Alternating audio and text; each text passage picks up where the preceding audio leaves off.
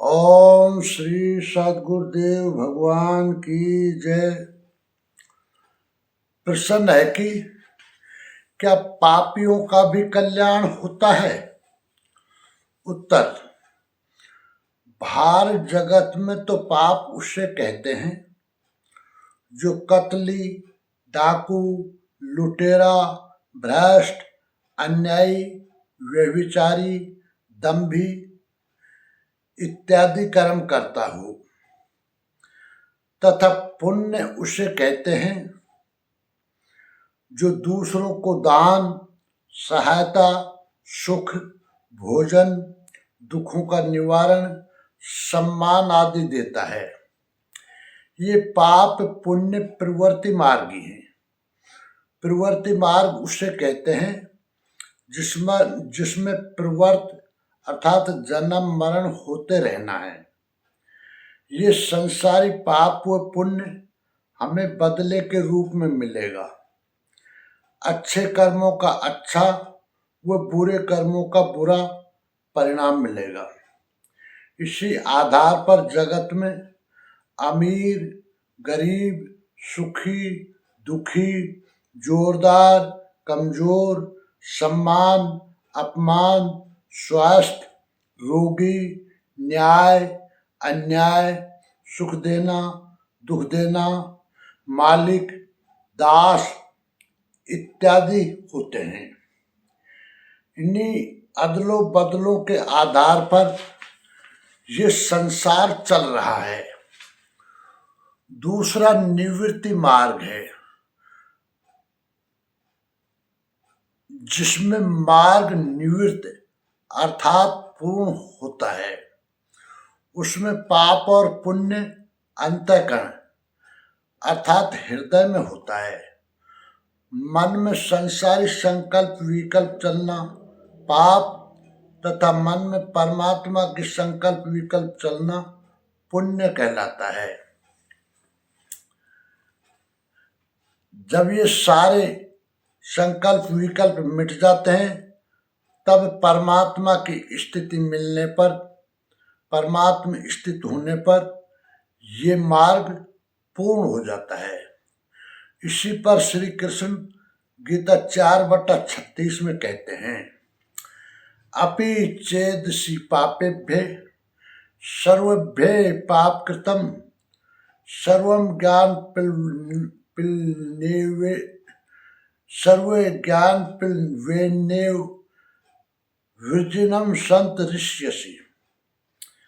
गीता 4/36। यदि तू सब पापों से अधिक पाप करने वाला है, तब भी ज्ञान रूपी नौका द्वारा सभी पापों से निसंदेह भली प्रकार तर जाएगा। इसका आशय आप ये न लगा ले कि अधिक से अधिक पाप करके कभी भी तर जाएंगे।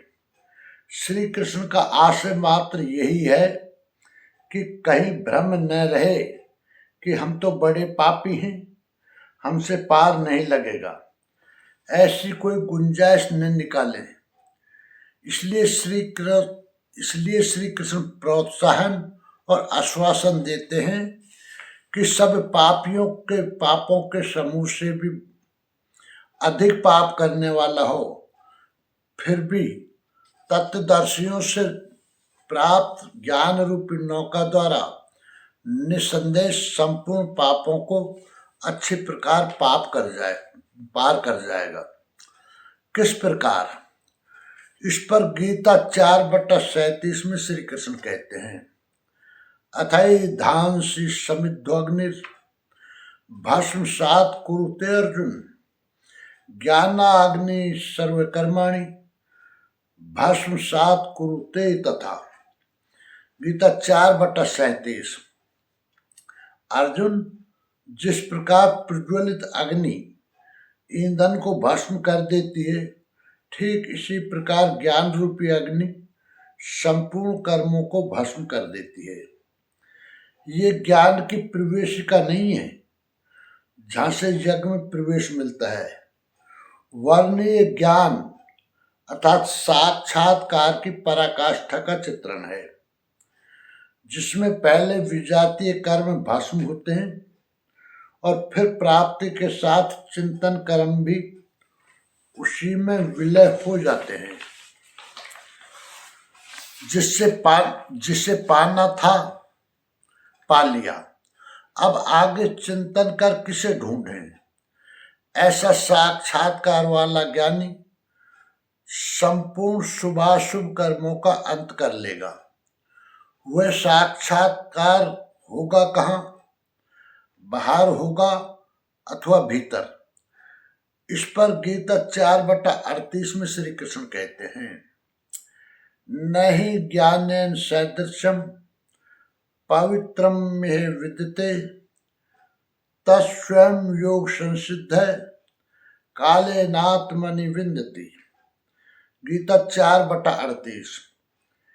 इस संसार में ज्ञान के समान पवित्र करने वाला निसंदेह कुछ भी नहीं है। इस ज्ञान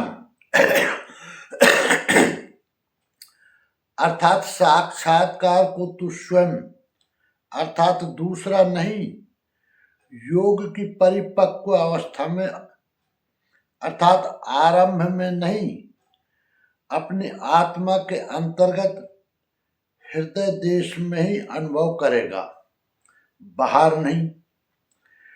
इस ज्ञान के लिए कौन सी योग्यता अपेक्षित है? योगेश्वर के शब्दों में गीता 4/39 में सुने, श्रद्धा वा लभते ज्ञानम तत्पर संयतेन्द्रिये ज्ञानम लब्ध्वा पराम शांतिम अचिरेणादि गच्छति। गीता 4/39। श्रद्धावान, तत्पर तथा संयतेन्द्रिय पुरुष ही ज्ञान प्राप्त कर पाता है। भावपूर्वक जिज्ञासा नहीं है तो तत्वदर्शी के शरण जाने पर भी ज्ञान नहीं प्राप्त होता। केवल श्रद्धा ही पर्याप्त नहीं है, श्रद्धावान शिथिल प्रियतन भी हो सकता है।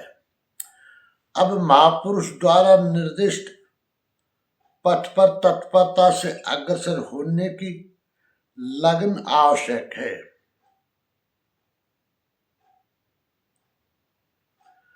अतः महापुरुष द्वारा निर्दिष्ट पथ पर तत्परता से अग्रसर होने की लगन आवश्यक है। इसके साथ ही संपूर्ण इंद्रियों का संयम अनिवार्य है। जो वासनाओं से विरत नहीं है उसके लिए साक्षात्कार अर्थात ज्ञान की प्राप्ति कठिन है। केवल श्रद्धावान आचरणरत संयतेन्द्रिय पुरुष ही ज्ञान प्राप्त करता है। ज्ञान को प्राप्त कर वो तत्क्षण परम शांति को प्राप्त हो जाता है, जिसके पश्चात कुछ भी पाना शेष नहीं रहता। यही अंतिम शांति है। फिर वह कभी अशांत नहीं होता। और जहां श्रद्धा नहीं है, गीता 4/40 में श्री कृष्ण कहते हैं, अज्ञश्चा श्रद्धानश्च संशयात्मा विनश्यति नायम लोकोस्ति न परो न सुखम संशयात्मने। गीता 4/40। अज्ञानी जो यज्ञ विधि विशेष से अनभिज्ञ है एवं श्रद्धा रहित तथा संशय युक्त पुरुष इस परमार्थ पद से भ्रष्ट हो जाता है। उनमें भी संशय युक्त पुरुष के लिए न तो सुख है न पुनः मनुष्य शरीर है और न परमात्मा ही। अतः तत्वदर्शी महापुरुष के पास जाकर इस पथ के संशयों का निवारण कर लेना चाहिए, अन्यथा वे वस्तु का परिचय कभी नहीं पाएंगे। फिर पाता कौन है? गीता 4/41 में श्री कृष्ण कहते हैं, यो योग संन्यस्तत्कर्मणा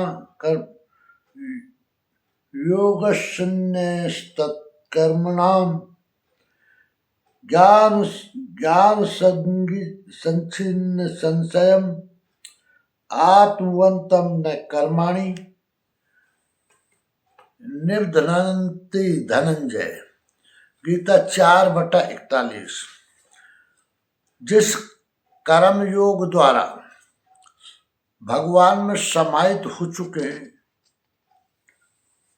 जिसके कर्म योग द्वारा भगवान में समाहित हो चुके हैं, जिसका संपूर्ण संशय परमात्मा की प्रत्यक्ष जानकारी द्वारा नष्ट हो गया है, परमात्मा से संयुक्त ऐसे पुरुष को कर्म नहीं बांधते। योग के द्वारा ही कर्मों का शमन होगा, ज्ञान से ही संशय नष्ट होगा। अतः श्री कृष्ण गीता 4/42 में कहते हैं, तस्माद् ज्ञान संभूतम तस्थम ज्ञान सुनात्मने छित्त्वैनं संशयं योगम अतिष्ठो तिष्ठ भारत। गीता 4/42। इसलिए भरतवंशी अर्जुन, तू योग में स्थित हो और अज्ञान से उत्पन्न हुए हृदय में स्थित अपने संशय को ज्ञान रूपी तलवार से काट युद्ध अर्थात भजन के लिए खड़ा हो। जब साक्षात्कार में बाधक संशय रूपी शत्रु मन के भीतर हैं, तो बाहर कोई किसी से क्यों लड़ेगा। वस्तुतः जब आप चिंतन पथ पर अग्रसर होते हैं, तब संशय से उत्पन्न बाह्य प्रवृत्तियां बाधा के रूप में स्वाभाविक हैं। वे शत्रु के रूप में भयंकर आक्रमण करती हैं। संयम के साथ यज्ञ की विधि विशेष का आचरण करते हुए इन विकारों का पार पाना ही युद्ध है, जिसका परिणाम परम शांति है। यही अंतिम विजय है, जिसके पीछे हार नहीं है। निष्कर्ष यह है कि श्री कृष्ण कहते हैं कि तू पापी ही नहीं, पापियों का भी सरदार क्यों न हो, अर्थात सबसे बड़ा पापी क्यों न हो, तब भी ज्ञान अर्थात साक्षात्कार रूपी नौका से निसंदेह तर जाएगा। वस्तुतः शरीर जड़ है, ये अच्छा या बुरा कुछ नहीं करता। इससे अच्छा या बुरा कराने वाली मन रूपी वृत्ति है। ये वृत्ति कभी रेस्ट नहीं लेती, संकल्प विकल्प करती ही रहती है। संसारी संकल्प विकल्प पाप अर्थात जन्म मरण में ले जाते हैं, तथा परमात्मा के संकल्प विकल्प अर्थात भजन करते करते एक दिन मन रूपी वृत्ति परमात्मा के स्वरूप को ही धारण कर लेती है और ज्ञान अर्थात साक्षात्कार होने पर उस मन रूपी वृत्ति के अच्छे बुरे सभी प्रकार के संकल्प विकल्प मिट जाते हैं। संकल्प विकल्प ही वृत्ति है। इस वृत्ति के मिटते ही सारे पाप मिट जाते हैं और चेतन आत्मा अपने मूल उद्गम परमात्मा में स्थित हो जाती है। उसके बाद जन्म मरण नहीं होता, यही मुक्ति है। प्रश्न पूरा हुआ। संपूर्ण जानकारी के लिए देखें परम पूज्य योगेश्वर स्वामी श्री अड़गड़ानंद जी महाराज की व्याख्या यथार्थ गीता। ओम श्री सद्गुरुदेव भगवान की जय।